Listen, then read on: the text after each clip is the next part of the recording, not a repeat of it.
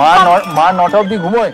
ভারতীয় বাংলা ভাষার একটি কুইজ অনুষ্ঠান দাদাগিরিতে উপস্থাপক হিসেবে দর্শকদের মুগ্ধ করেছেন প্রাক্তন ক্রিকেটার সৌরভ গাঙ্গুলি।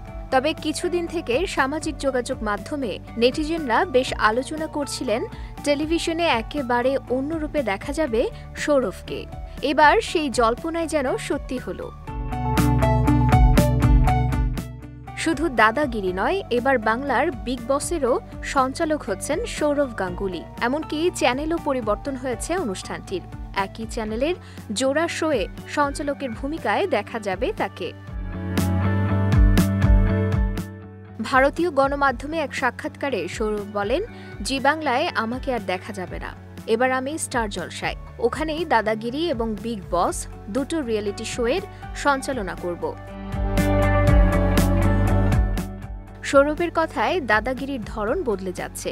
স্টার জলসার চ্যানেল কর্তৃপক্ষের পক্ষ থেকে জানানো হয়েছে পুরো অনুষ্ঠানটি নাকি অন্যরকম ভাবে পরিবেশন করতে চান তারা।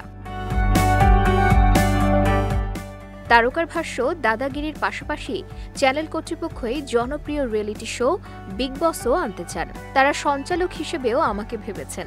আমারও নতুন নতুন চ্যালেঞ্জ নিতে খুবই ভালো লাগে, সেই জন্যই রাজি হলাম। তবে শুধু একই চ্যানেলে দুটি রিয়েলিটি শো এর সঞ্চালনা করে ইতিহাস তৈরি নয়, সৌরভ এই সঞ্চালনার জন্য নাকি রাজকীয় পারিশ্রমিকও পেতে চলেছেন, যার আগে এত পারিশ্রমিক নাকি আর কেউই পাননি।